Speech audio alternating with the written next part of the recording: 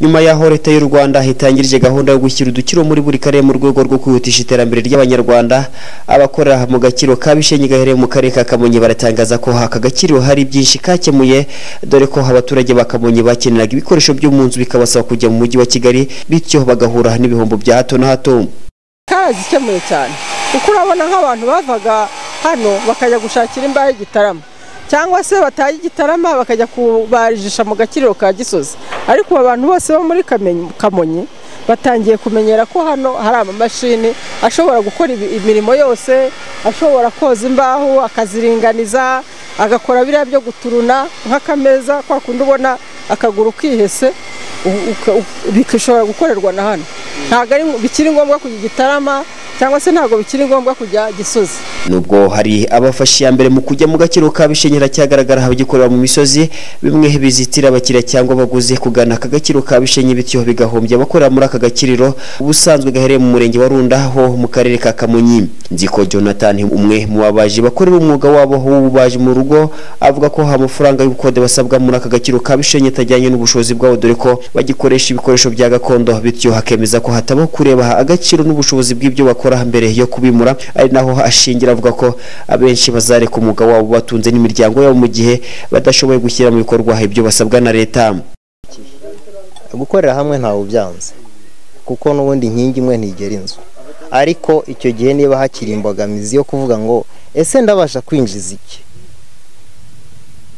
bitewe ni ibisabwa, leta irangomba iki, icyo ingomba niba ntabasha kukibona, mu by'ukuri icyo gihe hari igihe ushobora kugira gute ukavuga uti ibintu abishoboye ukabireka ukajya mu bindi.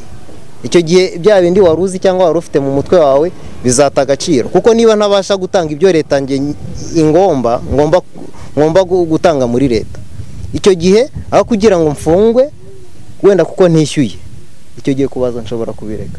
Intambwe abanyarwanda bamaze kugeraho mu guhindura imyumvire hagamijwe iterambere hirashimishije, dore ko agakiro ka Bishenyi hari abo kahaye imirimo bakaba bamaze kwiteza imbere ndetse no kuzamura ubukungu bw'imiryango yabo, bimwe bitanga icyizere cy'iterambere ku batuye mu karere ka Kamonyi. Aka gaciriro ibyo maje kungukiramo ni byinshi, aho maje kuhagerera maje kubaka inzu y'amabati 30. Mbona nta kibazo, kari kugenda kaduteza imbere nta kibazo. Ubwo bamwe mu bahawe akazi muri aka gakiro ka Bishenyi bakomeje kwiteza imbere, abandi bahangakishijwe n'ubuke bw'abakiriya, nyamara bakemeza ko n'ibikoresho bya bidahagije ku buryo bahaza isoko ry'aka karere ka Kamonyi. Ubuyobozi bw'akarere ka Kamonyi bukaba bufite umukoro wo kubongerera ingufu hatangwa inguzanyo kugira ngo ingano y'ibikorerwa muri aka gakiro ka Bishenyi yiyongere. Abakiriya banabonetse ntitwari hasi kuko urabona ibikoresho dufite ni bikeya. Ikigamijwe rero leta ibishyizemo imbaraga, ahantu umuntu yishyura kugira ngo abukuremo umusaruro, nuko bafata byibura bakadukusanya bakaba batuguriza, bakanatuguriza atari n'inkunga badutera, byibura tukabasha gushora umushinga ugaragara. Habimana Innocent, umuyobozi w'agateganyo w'iterambere ry'ubucuruzi mu karere ka Kamonyi, yatangaje ko bakomeje kwimura ababaji n'abanyabukorikori bakorera mu misozi mu rwego rwo gushyira mu bikorwa igishushanyo mbonera cy'umujyi wa Kamonyi. Gusa hakavuga ko impamvu bamwe bataragira muri aka gakiro biterwa n'imyumvire yabo, ubuyobozi bw'aka karere bukaba bukomeje ubukangurambaga. Ari abagezeyo mu by'ukuri bakugaragariza ko abakiriya batarahamenyera, n'abandi ugasanga ntibarimo kuhaza bitewe nuko bavuga ngo ntiharamenyera, ariko nanone ugasanga aribo bagomba kuhamenyereza kuko nta wundi uzaturuka ahandi, nibo bagomba kuhamenyereza. Bivuga ko rero utarahagera mu by'ukuri sinavuga ko ari ubushobozi ko n'undi abakora, ahubwo ni ya myumvire nyine ikiri hasi ituma batamanuka. Ari nayo mpamvu tuba dusabwa buri munsi cyangwa se buri gihe kubegera tubakangurira ko igihe cyose azaba bageze hariya nta kibazo bazagera. Kuba hakigaragara abantu bagikora mu ngo zabo, bimwe binatera ibihombo bagikorera mu gakiro ka Bishenyi. Umwe mu bahakorera arasaba leta y'u Rwanda gukomeza gushishikariza abakorera mu misozi, ariko kandi ubuyobozi bugakemura n'imbogamizi zitira umuntu ku giti cye. Aka gakiro ka Bishenyi gaherereye mu karere ka Kamonyi ho mu murenge wa Runda. Imibare dukesha ubuyobozi bw'akarere ka Kamonyi ikabigaragaza ko aka gakiriro kamaze kugeramo abagera kuri 60 mu gihe biteganyijwe ko hazakoreramo abantu basaga 100, ubwo abimusozi bose bazaba bamaze kuvayo. Gukodesha ikibanza gifite metero enye kuri 25 kikaba ari amafaranga y'u Rwanda 50,000. Bimwe ubuyobozi bw'aka karere bushingira buvuga ko aya mafaranga ari make ku buryo buri muntu wese yayabona mu gihe afashe icyemezo ndetse agahindura imyumvire akaza gukorera mu gakiriro ka Bishenyi. Ko amazi hagira uruhare runini mu buzima bwa muntu, aho afite bitatu bya kane mu mubiri w'umuntu ndetse agakoreshwa mu mirimo itandukanye yo mu rugo.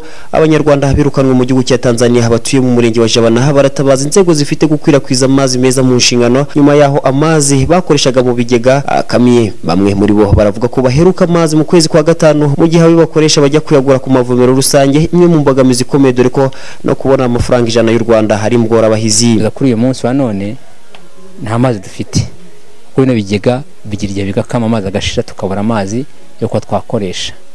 Ubwo rero kugeza kuri uyu munsi nta mazi dufite, gusa y'imvura yaguye tuba dufite amazi. Ariko kugeza kuri uyu munsi amazi ni ikibazo, no kujya kuyagura, kwa kuyagura nibwo bwacu dafite no gutanga ya mazi kugira ngo tuyabone y'amafaranga kugira ngo tugure ya mazi. Amazi mu mpera z'ukwezi kwa gatanu, mu ntangiriro z'ukwezi kwa gatanu ibigega byari bimaze gukama. Aba banyarwanda bamaze imyaka isaga 2 bavuye mu gihugu cya Tanzania bemeza ko bari bafite robine bavumagaho mbere yo guhabwa ibigega bifata amazi, gusa ubu birabagora cyane. Bakaba basaba ubuyobozi gufungura amazi bakoreshaga kugira ngo biborohere kuvoma amazi yo gukoresha ubuzima bwabo bwa buri munsi muri iki gihe cy'izuba. Dufasha ukuntu robine twari tuyifite hari bakayidufungurira tukongera tukajya turavoma. Robine irahari kabisa. Buriya tugize amahirwe tukabona nk'ubuyobozi budufasha tukagura hano kuba dufite robine yacu n'utwo tunakugenda ifite n'ubundi. None amaze kuduha ibi bigega robine barayifunga dukoresha amazi y'ikigega. Rero kugeza kuri uyu munsi ntabwo ikora kandi amazi arahariyo, gusa ikibazo no kwifunga robine kugira ngo tubone ya mazi n'utuyakoreshe. Icyo cyo tukizi.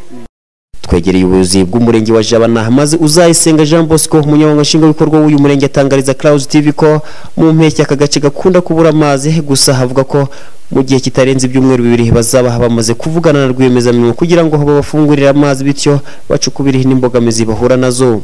Ikibazo tuzi ariko ni n'ikibazo buri abasangiye n'abandi baturage bose bo muri kiriya gice. Ubu mw'iyi minsi y'impeshyi cyane cyane nta mazi ahari. Amazi akoreshwa hariya ni amazi ya Regi aturuka muri Rurindo. Iyo rero bigeze mu gihe cy'impeshyi amasoko asa naho akama. Ariko noneho by'umwihariko hariya hari robine ngira ngo ubwo banayiberetse. Iyo robine yari yagize ikibazo cyo kuhangirika mu minsi yashize. Twari turimo rero gutuvugana na rwiyemezamirimo kugira ngo baze bayisane, hanyuma uko amazi abonetse nubwo yaba ari make ariko nabo bayabone hafi aho. Ariko noneho mu gihe robine itaranakora y'amazi aje nabo bavoma hafi aho ngaho ku mavomo rusange nk'abandi baturage batuye aho ngaho. Gusa by'umwihariko bo turimo turakorana na rwiyemezamirimo ku buryo mu gihe gito cyane gishoboka robine yabo hari izabiri gukora, kuko n'ubundi yari isanzwe ikora n'akabazo gatoya. Ikibazo cy'ibura ry'amazi ku banyarwanda bavuye mu gihugu cya Tanzania kibaye gikurikira ibikorwa byiza bahawe nyuma yo kuva mu gihugu cya Tanzania, harimo amazu ndetse n'ibigega bifata amazi. Nyamara mu gihe cy'izuba ryinshi arakama ari naho bashingira basaba gufungurirwa robine bari basanzwe bafite kugira ngo ijye yunganira ibigega bahawe cyane cyane mu gihe cy'izuba. Nibura umuryango ufite abantu bake cyane ukoresha amajerekani 4 ku mafaranga y'u Rwanda 120 mu gihe cy'ukwezi bagakoresha amafaranga 3,600, amafaranga menshi cyane ugendeye kuyo binjiza, dore ko hafi ya bose nta kazi bagira. Bakabaha babona amafaranga bayakuye ku biro 5 bya kawunga bahabwa buri kwezi, aho bakuraho ibiro 2 kugira ngo babone amafaranga yo kugura amazi ndetse n'amakara yo gutekesha.